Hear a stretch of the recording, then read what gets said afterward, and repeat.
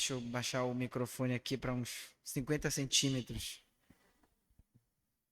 Graça e paz, queridos, boa noite. Meus queridos, eu quero pedir para que vocês abram a Bíblia de vocês no texto de João, no capítulo 11. Por favor, Evangelho de João, no capítulo 11. E nós vamos meditar dos versos 1 ao verso 45, tá? Nós não vamos ler todo o texto, mas vamos ler alguns textos chaves, porque durante a exposição nós vamos sempre voltar a esse texto, tá bom? Então vamos ler, acompanhe comigo a leitura que eu vou fazer e as divisões que eu também vou fazer. Diz a palavra do Senhor, a partir do verso 1. Estava enfermo Lázaro de Betânia, da aldeia de Maria e de sua irmã Marta. Esta Maria, cujo irmão Lázaro estava enfermo, era a mesma que ungiu com bálsamo o Senhor e lhe enxugou os pés com os seus cabelos. Mandaram, pois, as irmãs de Lázaro dizer a Jesus: Senhor, está enfermo aquele a quem amas. Ao receber a notícia, disse Jesus: esta enfermidade não é para a morte, e sim para que a glória de Deus, e sim para a glória de Deus, a fim de que o Filho de Deus seja por ele glorificado. Verso 5. Ora, amava Jesus a Marta e a sua irmã e a Lázaro. Agora eu quero que os irmãos vão lá para o verso 24 e 25. Tá? Verso 24 e 25 vai dizer: Eu sei, replicou Marta, que ele há de ressurgir na ressurreição no último dia. Disse-lhe Jesus: Eu sou a ressurreição e a vida. Quem crê em mim, ainda que morra, viverá. Ainda que morra, viverá. Agora vamos lá para os versos do 35 ao verso 39. Diz o seguinte, 34. E perguntou: onde o sepultastes? Eles lhes responderam: Senhor, vem e vê. Jesus chorou. Então disseram os judeus: vede quanto o amava. Mas alguns objetaram: não podia ele, que abriu os olhos ao cego, fazer que este não morresse? Jesus, agitando-se novamente em si mesmo, encaminhou-se para o túmulo. Era este uma gruta em cuja entrada tinham posto uma pedra. Então ordenou Jesus: tirai a pedra.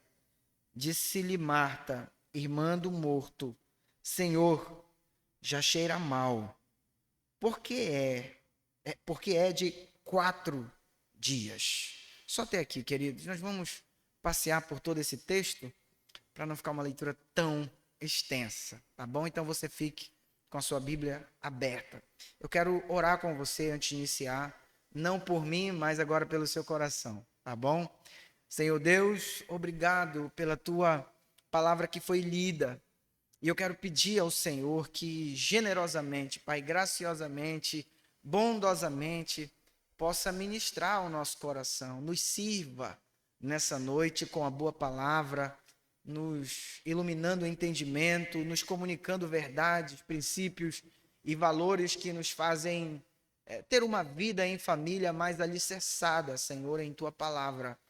É a minha oração, Senhor, pedindo para que o Senhor venha dilatar o nosso coração nesse sentido, para que a gente compreenda a Tua mensagem e, compreendendo, possamos responder a Tua mensagem adequadamente, Pai. Pedimos isso em nome de Jesus, por intermédio do Espírito Santo. Amém. Amém. Amém. Meus irmãos, o tema é sobre família, né? E, de fato, o mês de maio é um mês muito significativo nesse sentido, porque as igrejas presbiterianas se reúnem para trazer capacitação, para ministrar na vida de cada um de nós nesse tema que é muito, muito, muito, muito importante, é urgente, é necessário nós ouvirmos o que a Bíblia tem a nos dizer acerca desse tema. Essa aqui é uma família muito importante do Novo Testamento, a família de Lázaro. Mas antes de entrar no texto, eu gostaria de mostrar, assim, de contar, já pedindo perdão para minha esposa, de mostrar como os nossos filhos podem enxergar o Evangelho por meio da nossa convivência, não é? Recentemente tiveram 2 fatos assim muito importantes que me chamou a atenção em relação a Mel. O primeiro tem a ver comigo, né? Tem a ver comigo. E a gente estava assistindo um vídeo e nesse vídeo tinha um rapaz dizendo que a igreja tem a cara do seu pastor. A igreja tem a cara do seu pastor. Se o pastor for teológico, a igreja será uma igreja teológica. Mas se o pastor for palhaço, a igreja será um circo. A Mel pulou de lá e falou e disse, então eu tenho um pastor palhaço. Falei, por quê, filha? Pai, porque o Senhor brinca comigo o tempo todo. Porque o Senhor brinca comigo o tempo todo. Aí talvez você tenha se assustado, né? Uma coisa ruim. Mas o fato é que a Mel me vê como um pai que investe tempo na vida dela. Eu falei para a moça que foi um elogio maravilhoso que eu recebi da minha filha naquele dia. Um outro fato que aconteceu foi quando nós estávamos conversando sobre ir para a igreja. A Mel já está mapeando a vida dela em relação ao ministério familiar. Ela disse, mãe, nós temos 4 igrejas. A minha igreja é a igreja dos Jurunas, a minha primeira igreja. A segunda igreja é a primeira de Belém, a igreja da vovó. A terceira é de Benevides e a 4ª é de Cuiarana. Ela estava mapeando a vida dela em relação à nossa vida, porque nós estamos trabalhando nessas frentes aí, né? Muito menos Cuiarana, mas nas 3 a gente está nessa lida pela graça do Senhor. O fato, queridos irmãos, é que a nossa família, ela ocupa um lugar muito central no reino de Deus. A nossa família, ela tem um papel fundamental na compreensão, na propagação do reino de Deus. Quando nós olhamos para a vida dessa família, nós enxergamos uma maneira muito interessante com que ela se relaciona com Deus. Uma família que se relaciona em 2 vertentes muito interessantes. Primeiro, a vertente devocional. Maria, com um coração muito devoto e quer sempre ouvir o que o mestre tem a dizer. E Marta, com um coração, o que eu chamo de um coração missional. Embora disfuncionalmente falando, embora a Marta tenha um coração voltado para o fazer, mas ainda assim, a perspectiva dela é de acolhimento. A perspectiva de Marta é hospitalidade para Cristo e para as pessoas. É possível a gente fazer coisas boas pelos motivos errados? Sim, é muito possível a gente fazer coisas boas que agradam ao Senhor com a coisa em si, mas o nosso coração está distante um pouco daquilo que é o ideal de Deus para a nossa vida. E essa família é uma família composta por Lázaro, Maria, Marta, estavam exatamente em Betânia. E essa história é uma das histórias mais fascinantes e ricas em significado nos evangelhos, né? A sua história, especialmente nesse episódio que nós acabamos de ler as partes aqui, tem um significado muito importante e oferece para cada um de nós um terreno muito, muito produtivo para entender como é a relação de Cristo conosco em família. Tá? Como é a relação de Cristo conosco em família? Nós estamos falando de uma família. Nós estamos falando de uma pessoa individual, mas de uma família que está em um contexto de muita dificuldade aqui, enfrentando um dilema de luto. Lázaro, o seu irmão, que era amado pelas 2 irmãs, e por Jesus, havia morrido. E essas mulheres estavam enlutadas, estavam chorosas, estavam sofrendo. E houve aqui, então, uma interação entre a maneira como Deus se relaciona com essa família como um todo. E é isso que eu queria falar com vocês nessa noite, brevemente, falando sobre a nossa família e Jesus, uma relação de amor, fé e serviço. Não de uma maneira disfuncional, mas eu espero, pela graça do Senhor, mostrar que deve haver um equilíbrio nessa nossa vida em família missional. Em primeiro lugar, irmãos, do ponto de vista bíblico, a família de Lázaro, ela nos revela vários aspectos cruciais da natureza de Deus e também nos revela vários aspectos humanos nossos. Como nós vemos essa relação e como Deus vê essa relação. A relação que nós devemos desenvolver com Cristo, com o nosso Senhor, deve ser uma relação de amor. Deve ser uma relação de amor. A compreensão que eu devo ter de Cristo e de Deus, por meio de Cristo, nos meus relacionamentos familiares, deve ser uma relação de amor. Uma relação de cuidado. Da mesma forma que eu respondo a esse cuidado com serviço, com devoção, com uma vida missional e também uma vida devocional. Em primeiro lugar, acompanhe o verso 35 comigo. O verso 35 aqui é um texto significativo e vai dizer o seguinte, verso 34 e 35. E perguntou, onde o puseste? Eles responderam, Senhor, vem e vê. O verso 35, Jesus chorou. Jesus chorou. Irmãos, a narrativa aqui de João 11 enfatiza esse aspecto humano de Cristo.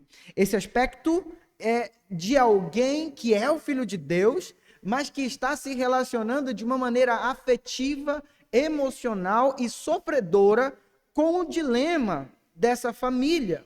A frase Jesus chorou aqui, saindo nas palavras de João, queridos irmãos, não tem intenção só de destacar alguma coisa trivial na vida de Jesus, como nós às vezes destacamos no nosso cotidiano. Trata-se da maneira como João vê Cristo. E quando nós vemos lá do capítulo 1, você pode ver a maneira como João concebe Jesus é da eternidade. Ele diz que o Verbo se fez carne e habitou entre nós, cheio de graça e de verdade, e nós vimos a sua glória como a glória do unigênito do Pai. Para João, se trata do Filho de Deus. Para João, não é um homem que está ali diante de uma família enlutada. Para João, é o Filho de Deus que se encarnou e agora está observando e se relacionando afetivamente com a dolorosa situação de Marta e Maria. Então, não é apenas um versículo curto. Não é como as pegadinhas que tem por aí. Qual é o versículo menor da Bíblia? João 35, João 11:35, Jesus chorou. Não é simplesmente uma curiosidade, mas é um fato, irmãos, poderosíssimo. É uma demonstração de humanidade de Cristo, que embora fosse Deus encarnado, experimentou, irmãos, tristeza e experimentou medos. É importante a gente compreender, porque existe uma amizade entre o divino e o humano aqui. Existe uma relação íntima, próxima, entre essa família tão querida e o Jesus, o Todo-Poderoso, que se encarnou. Isso ressalta, queridos irmãos, nessa encarnação, a capacidade de Deus em Cristo de se relacionar com a nossa dor em família. A amizade de Jesus, Lázaro e Maria demonstra que Deus se importa com os nossos relacionamentos familiares e se interessa ativamente pela realidade que nós estamos enfrentando. Isso é uma realidade, queridos irmãos, libertadora para a nossa vida. Veja, por exemplo, o que diz no capítulo 11, dos versos 4, dos versos 3 a 5. Mandaram, pois, as irmãs de Lázaro dizer a Jesus: Senhor, está enfermo aquele a quem amas. E ao receber a notícia, Jesus, ao receber a notícia, disse: essa enfermidade não é para a morte, e sim para a glória de Deus, a fim de que o Filho de Deus seja por ela glorificada. Verso 5, ora, amava Jesus a Marta, a sua irmã Maria e a Lázaro.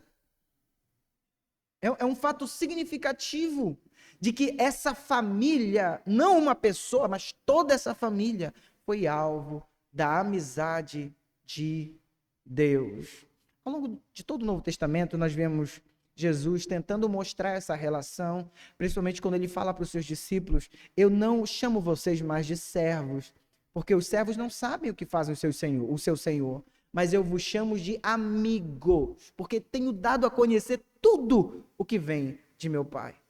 Há uma relação próxima de Cristo nas nossas relações familiares. E aqui vem alguma coisa muito importante para a gente compreender, queridos irmãos.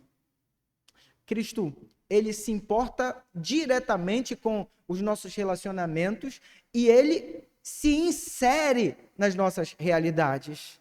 Às vezes nós temos a impressão de que Deus, de alguma maneira, se ausentou dos nossos dilemas, de que o conflito interno familiar, seja da natureza que for, parece que cria uma barreira no nosso coração que nós não conseguimos perceber que Deus está no nosso lado. E nós começamos então a pensar que o Senhor deu uma pausa e vem os questionamentos, vem a dúvida, vem tanta coisa que é resultado dessa maneira disfuncional de conhecermos a Deus, de nos relacionarmos com Deus. A grande verdade da Escritura Sagrada é que nenhum dilema daquelas pessoas que Cristo ama, daquelas pessoas que o Senhor ama, daquela família que o Senhor quer bem, está alheio à visão. Nenhum problema, nenhuma crise familiar está alheio à interferência de Deus. E também não só a presença de Deus, mas a interferência direta nessa realidade familiar. Veja, o Deus Todo-Poderoso se encarnou e se inseriu nessa realidade, chorando, porque ele amava Marta, Maria e Lázaro. Isso aqui deve marcar o nosso coração, pelo menos em duas aplicações. Primeiro, é essa verdade da imanência de Deus e não só da transcendência de Deus. Deus é um Deus todo-poderoso, todo grandioso, todo santo, mas é um Deus que se encarnou e está conosco e habita em nós. Essa verdade deveria nos criar resistência diante do conflito em que cada um de nós ou passamos, ou estamos passando, ou enfrentaremos no contexto da nossa família. Isso deve criar em nós um aspecto de resistência, porque Deus, de fato, está conosco. Nós não vamos morrer na beira do caminho. Ao contrário, a presença de Jesus é a plataforma onde uma nova realidade, como nós vamos ver aqui, pode ser iniciada. A presença de Jesus, ela pode ser uma plataforma onde um novo cenário pode ser evidenciado. Então, a resistência é um ponto importante. Casamentos que se relacionam dessa maneira, sabendo que Jesus está no meio do casamento, não existe divórcio para esse tipo de relação, porque Jesus está lá. A relação entre filhos, em que a presença de Jesus é real, não existe conflito que não seja resolvido, porque Deus está lá, porque Jesus está moldando a situação. Em segundo lugar, é naquilo que nós chamamos de resiliência, queridos irmãos. Nós vivemos em um tempo muito, muito frágil emocionalmente falando, onde as pessoas, elas absorvem muitos dos problemas e isso acaba adoecendo essas pessoas emocional e psicologicamente, e eu diria espiritualmente também. Entender que o amor de Deus está diante de nós e ele se relaciona conosco, é um ponto importante para que nós comecemos a desenvolver resiliência diante dos conflitos que nós enfrentamos, não é? E eu sei que você sabe o que é resiliência, mas eu diria para você que é capacidade de resposta. É quando nós absorvemos uma pressão tamanha e somos capazes de responder positivamente de acordo com a vontade de Deus. Eu queria que você entendesse essa primeira verdade hoje, querido irmão, querida família.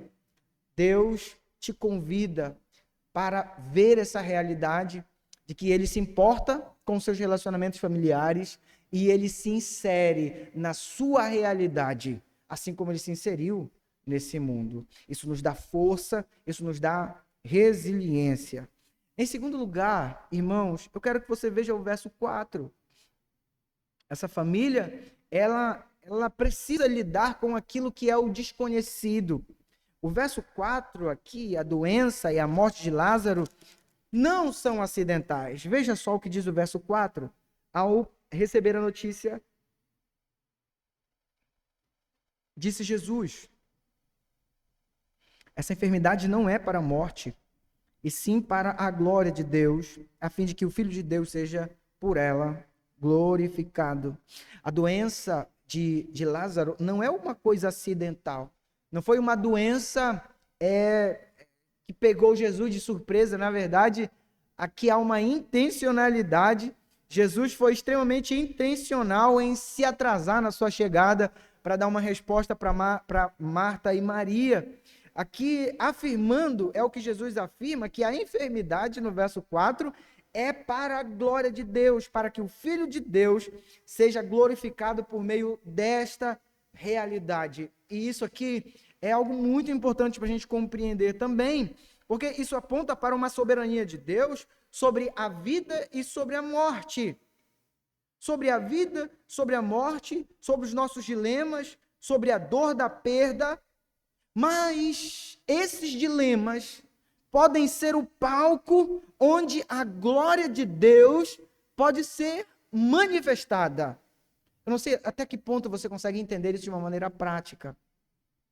Mas há uma intencionalidade de Jesus nesse atraso, porque de alguma maneira, diante desse dilema, desse luto, desse problema, a glória de Deus seria manifestada não só nos milagres e nos sinais, mas seria manifestada no plano de salvação para a vida daquela família e de tantos outros que estavam ali ao redor daquela família.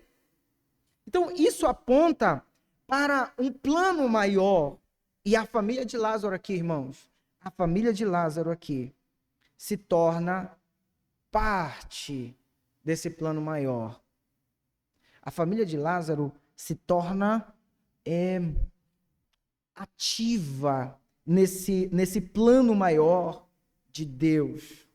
Isso nos leva a compreender, a tentar entender a natureza dos dilemas que nós enfrentamos. A gente já falou aqui que Deus nos ama e Ele se importa com seus relacionamentos e se insere nos dilemas que você enfrenta.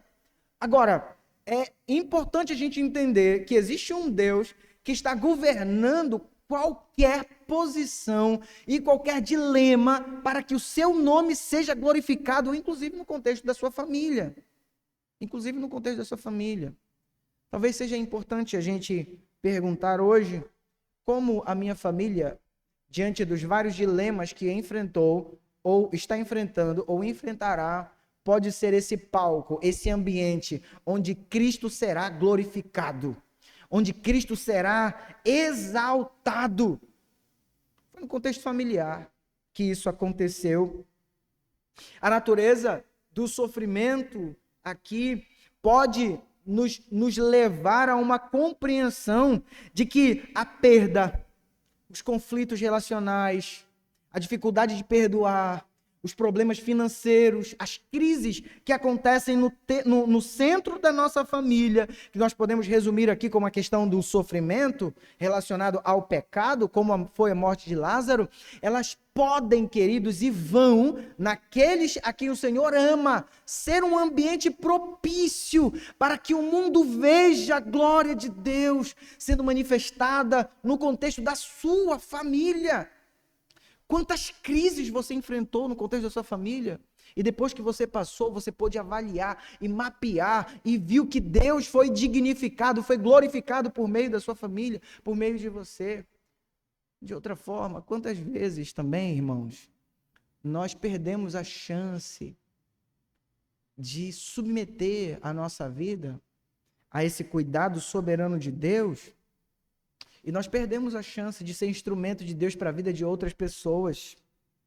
Porque Deus permite tal dor, especialmente para aqueles a quem Ele amava. Por quê? A resposta da teologia já foi mencionada. É porque Deus tem um propósito maior. Mas o ponto que eu gostaria de destacar aqui é este. Até que ponto a sua família está disposta para ser o portador desse milagre? A nossa família é convidada para fazer parte desse plano de vida, desse plano divino maior na vida de outras pessoas. Não são incomuns testemunhos de casamentos que entraram em crise e depois da crise superada, esse casal passou a ser conselheiros de outros casais. Não existem vários testemunhos de filhos que tiveram 10 anos de ódio do seu próprio pai e depois, superada pela intervenção divina, essa família passou a ser palco de aconselhamento e de projeção e de testemunho para a vida de tantas outras pessoas. E eu quero encorajar você, nessa noite, a olhar para esse plano redentor na sua família, naquilo que Deus tem te colocado. E de fato, o pastor não sabe, né? O pastor não sabe o que se passa na sua vida, principalmente um pastor que vem de fora, como eu, né? Nós não sabemos a realidade da sua família, mas esse fato aqui, essa posição de Cristo, essa fala de Cristo, essa intervenção de Cristo, nos leva para essa realidade de que a sua família, de que a minha família, ela pode superar os dilemas com a presença de Cristo e ser instrumento de Deus para a propagação do Evangelho para a vida de tantos outros, para a vida de tantos outros. Em terceiro lugar, irmãos, eu quero que você olhe para os versos 21 e 32, que vai falar agora da humanidade de Marta e Maria. Nós tratamos do amor de Deus, tratamos da soberania de Deus com essa família, se relacionando com essa família, mas agora existe a resposta dessas mulheres que são tão humanas quanto eu e você. Tão humanas quanto eu e você. No verso 21 e no verso 32, vai mostrar uma realidade.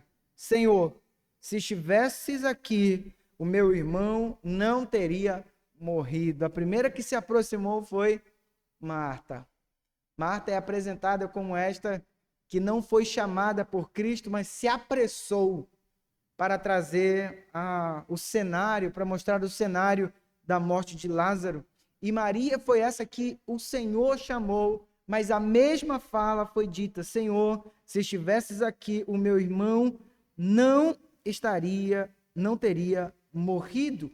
A reação de Marta e Maria aqui, queridos irmãos, aponta muito bem, não é? Ela sintetiza muito bem uma fé que, em determinados momentos, dependendo do dilema que nós enfrentamos, quer no contexto pessoal ou familiar, não é? Diga-se de passagem, você que é pai, você que é mãe, todas as vezes que o pai está com um tipo de crise pessoal, isso, se não tratado, vai desaguar em uma crise familiar, invariavelmente. Isso acontece com filhos, isso acontece também com a mãe, não é? Agora, aqui, a resposta, a intervenção mostra exatamente esse cenário de dúvida de Marta e de Maria.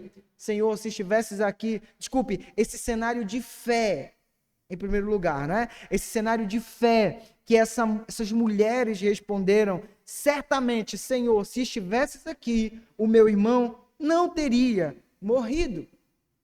Interessante a gente pensar, e é muito importante para a gente entender isso também, que Marta, ela está em pleno desenvolvimento, realinhando seu coração para ter uma vida equilibrada. Ela tem uma percepção, inclusive, muito real, escatologicamente falando. É Marta que diz: Senhor, eu sei que no último dia o Senhor há de ressuscitar Lázaro. Eu sei, mas ainda agora, tudo que o Senhor pedir ao Pai, Ele te concederá. É uma perspectiva de fé. É uma perspectiva de fé. Mas veja, por exemplo, o verso 39 que nós lemos. O verso 39 mostra uma outra realidade. Ele vai dizer o seguinte: então ordenou Jesus: tirai a pedra. Disse-lhe Marta, irmã do morto: Senhor, já cheira mal, porque já é de 4 dias. Senhor, já cheira mal. O Senhor tem certeza que é para tirar essa pedra? Porque já passaram-se 4 dias, Senhor.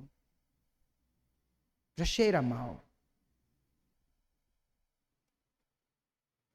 Isso, queridos irmãos, nos ensina que a fé dessas mulheres tiveram momentos de abalo. Não só momentos de inteireza. E às vezes, no contexto familiar, nós exortamos pessoas, nós somos impacientes com as pessoas, porque elas estão em um cenário de dúvida.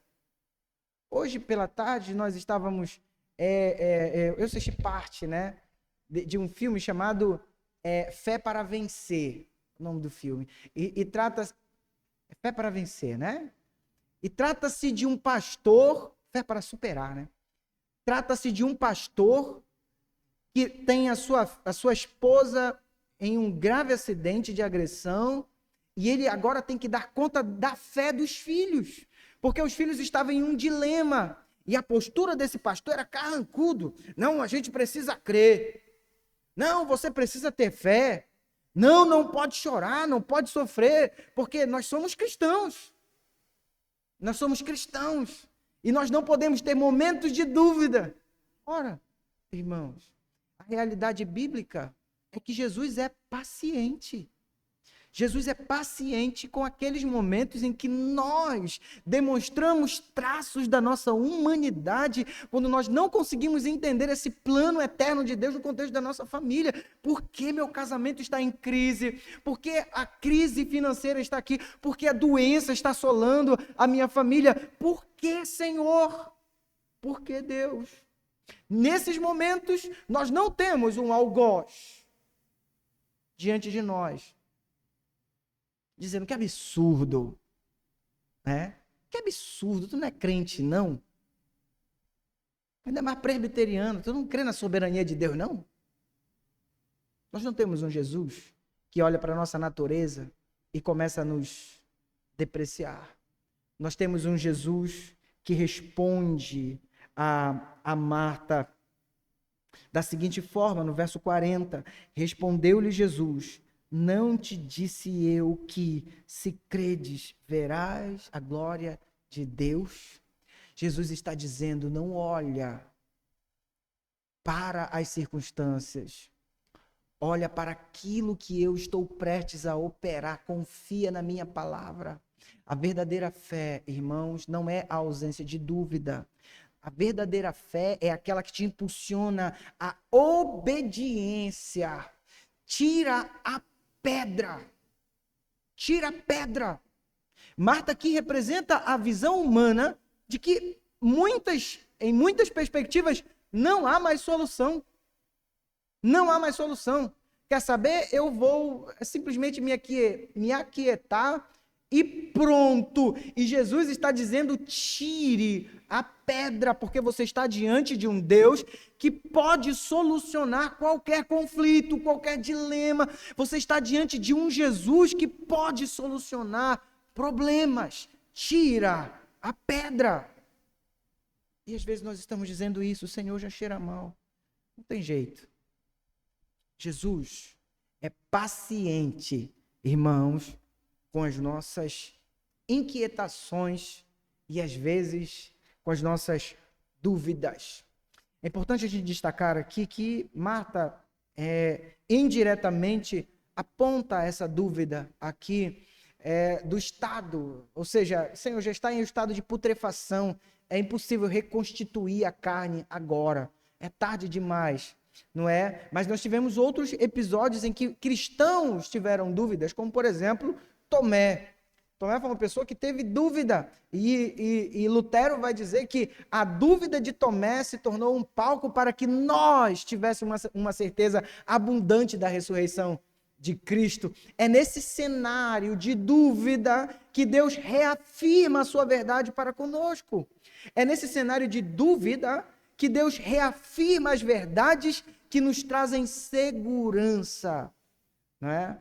O cristão, ele pode ter dúvida, mas ele não permanece durante toda a sua vida com dúvida, porque o Espírito Santo faz exatamente o que Jesus fez aqui com Marta.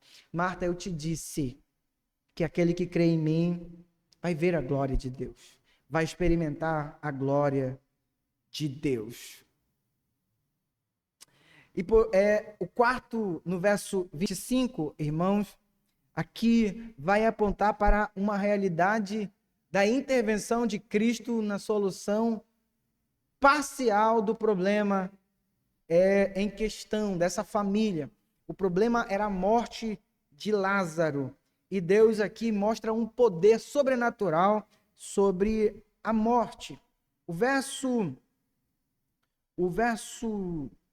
25, irmãos, declara: eu sou a ressurreição e a vida. Quem crê em mim, ainda que morra, viverá. A ressurreição de Lázaro é o ponto central dessa história, de fato. É quando o ápice dessa narrativa acontece. Lázaro ressuscita. É o milagre mais significativo nesse contexto aqui de Jesus. Teologicamente, esse milagre, esse sinal, prefigura a vitória de Cristo sobre a morte e a sua própria ressurreição, não é? E Jesus declara: Marta, eu sou a ressurreição e a vida, e quem crê em mim, ainda que morra, viverá. E essa é uma declaração central da nossa fé, é uma declaração central daquilo que nós professamos, oferecendo esperança de mudança de realidade. Jesus oferece ativamente uma nova perspectiva e uma mudança de realidade daquele problema, que naquela situação era o problema da morte. Não apenas no sentido soteriológico, irmãos, no sentido no sentido escatológico, né? No sentido de na ressurreição dos mortos, o Senhor vai resolver o problema da morte. Diz 1 Coríntios que o último inimigo a ser vencido é a morte. Mas não apenas nesse sentido. Aqui há também um aspecto da soteriologia, da salvação em Cristo, a maneira como Jesus chama os mortos à vida. Há uma condição espiritual em que todos os homens distantes de Deus se encontram, que é a morte. Efésios vai dizer que nós estávamos mortos dos nossos delitos e pecados. Nossos delitos e pecados. O Senhor nos deu vida. Assim, teologicamente falando, o sinal relatado aqui é esse ato de Cristo chamar o pecador à vida. Lázaro, vem para fora. O pecador, quando ouve a voz de Deus, ele sai e ele agora é cuidado pelo próprio Deus. O cenário muda. Não é mais um cenário de morte. Agora, é um cenário de vida. É um cenário de vida. É um chamado divino para todo pecador que está morto em seu delito e pecado. E a família de Lázaro aqui testemunha e participa ativamente desse poder divino. Irmãos, quando eu estava estudando esse texto, eu fiquei realmente pensando em como Deus trabalha nas nossas realidades, por trás da nossa realidade, e às vezes nós sequer imaginamos o que Deus está tratando por trás daquilo. Eu quero lembrá-los que esse texto, no final, vai dizer que muitos judeus creram no Senhor. Muitos judeus creram no Senhor. E a família de Lázaro foi exatamente, não é, testemunha e foi participante ativa dessa manifestação divina de Deus sobre a morte. Sobre a morte. Isso deve nos levar, queridos, a compreender como a nossa família tem participado desse mover divino, desse milagre para a vida da nossa comunidade, da nossa sociedade. Por último, irmãos, já caminhando para o fim, a família de Marta e Maria, ela tem umas nuances muito importantes na maneira como ela se relaciona com Deus. Eu quero que você abra a sua Bíblia lá no Evangelho de Lucas, tá? No Evangelho de Lucas, no capítulo 10. Texto bastante conhecido que fala sobre Marta e Maria. Você pode notar para estudar posteriormente. Veja só o que diz. A partir do verso 38. Indo eles a caminho, entrou Jesus num povoado, e certa mulher chamada Marta hospedou-o na sua casa. Tinha ela uma irmã chamada Maria, e esta quedava-se assentada aos pés do Senhor e ouvia-lhe os ensinamentos. Marta agitava-se de um lado para o outro, ocupada em muitos serviços.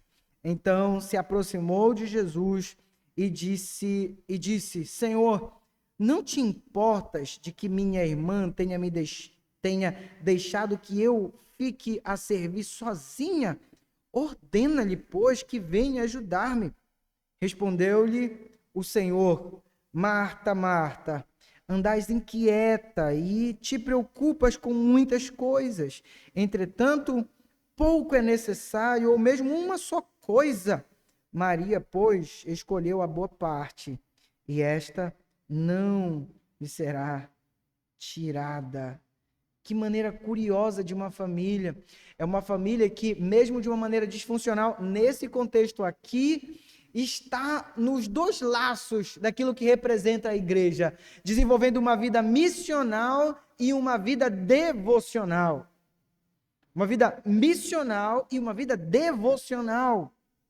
Qual que era o ponto? É que havia um desequilíbrio imenso na maneira como Marta via a sua vida de vocação. Mas Marta, ela é hospitaleira. Marta é acolhedora. Marta exercia o dom da hospitalidade como nenhum outro. E ela se preocupava honestamente de como aquela multidão ou aquelas pessoas que adentravam a sua casa seriam servidas. E às vezes nós temos a impressão, não é? Nós temos a impressão, não sei se vocês também, talvez seja a minha mente que viaja muito, de que nesse ato estava só Marta, Jesus e Maria. E Marta estava preocupada porque Maria estava se beneficiando da companhia de Jesus. Mas isso não é verdade. Existia um monte de pessoas. Eu quero que você faça uma análise na sua própria casa. Me convide para ir lá, né? Me convide para ir no almoço. Aí eu vou levar toda a minha tropa. Entendeu? E depois a gente vai ter que organizar. Quem vai colocar comida na mesa? Quem vai lavar as coisas, a louça depois. Isso acontece todo domingo na casa da minha sogra, tá? Todo domingo. Mas não é simplesmente um serviço simples. Em todo momento, Marta estava lá. Era Marta que recebia. No acolhimento das pessoas lá, Marta é a pessoa que vai até Jesus mostrando proatividade, querendo mostrar para Jesus onde estava o problema e que Jesus precisaria dar uma solução. Enquanto Maria estava lá agora acolhendo as pessoas enlutadas com ela na sua própria casa. Perceba aqui como essas mulheres estão se relacionando com Jesus. Existe um aspecto missional e um aspecto devocional. devocional. A ressurreição de Lázaro é o ponto culminante dessa narrativa, mas ao mesmo tempo, aqui, irmãos, essa narrativa de Lucas aponta exatamente a casa de Marta e Maria e Lázaro como local de acolhimento e recepção de Jesus e de todos quantos seguiam a Jesus.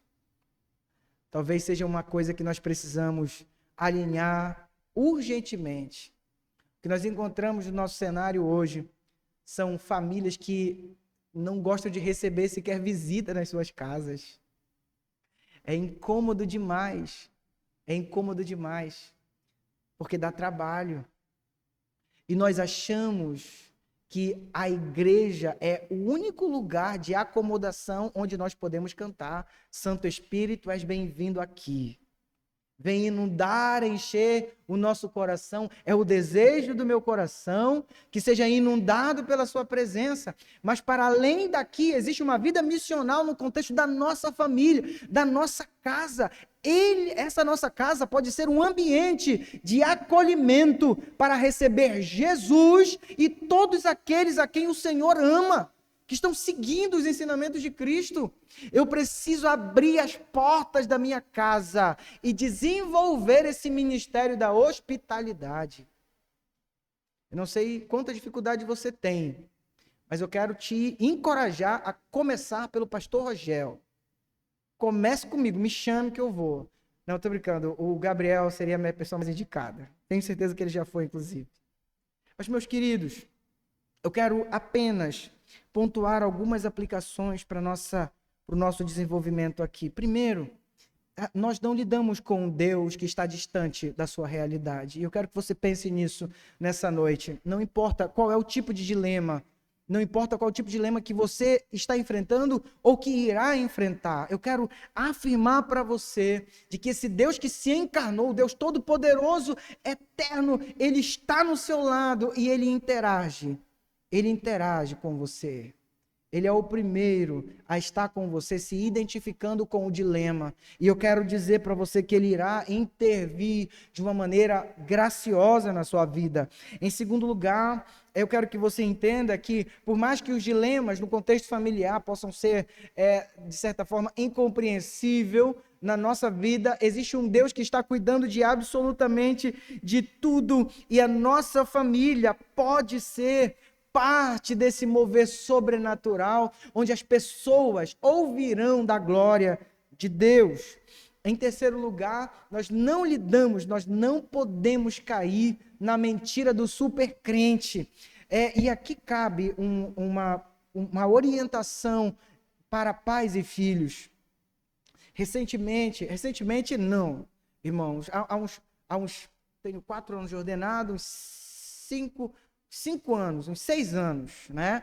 Eu conversando com uma amiga muito querida, ela é médica hoje, assim, lutou muito, passou em medicina e começou a frequentar a universidade, passaram-se 2 anos do seu curso de medicina, ela me chama, e nessa época eu já estava ordenado, ela me chama ali no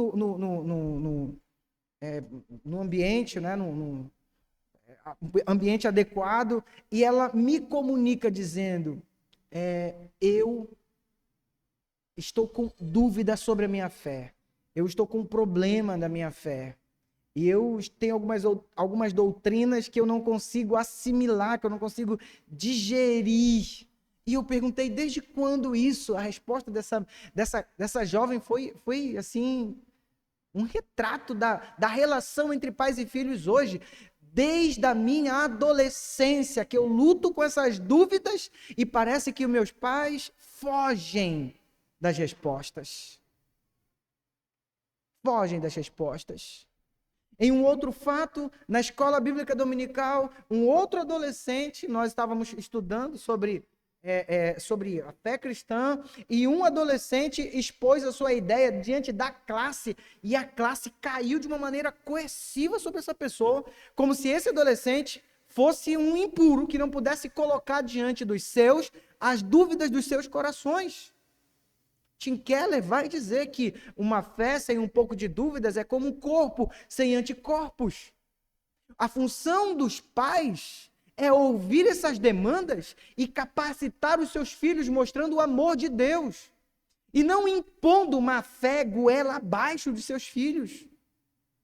Porque Deus não nos trata dessa forma, queridos irmãos. Deus não nos trata dessa forma. Deus nos acolhe nas nossas dúvidas e Ele nos direciona para aquilo que pode nos trazer esperança. Crê que aquele que crê em mim verá a glória de Deus. Então, você precisa ter consciência disso, de que você não é um super crente e que assim como o Senhor se compadece das nossas fragilidades e humanidades, você também precisa se compadecer e compreender das fraquezas e da humanidade das pessoas da sua própria família. E por último, irmãos, o cenário é missionário da vida dessa família. Eu quero encorajar você nessa noite a olhar com um olhar muito especial para essa realidade. A sua família pode ser o palco onde pessoas podem ser discipuladas, podem ser acompanhadas, acolhidas, pastoreadas. O que você precisa fazer é desenvolver essa área missional da sua própria família. Pais que amam receber pessoas, acolher pessoas, receber de repente um pequeno grupo na sua casa, um grupo discipulado na sua casa, um grupo de casais na sua casa. Isso torna os laços muito mais ligados e você oferece a sua casa para servir ao Senhor. Oh, meus queridos, que o Senhor faça com que essas verdades sejam realidade na vida dessa igreja que eu tanto amo, na vida de cada um de vocês. Em Cristo Jesus, que Deus nos abençoe. Quero passar a palavra ao nosso querido irmão e em seguida, depois dos avisos, oraremos. Vamos impetrar a bênção.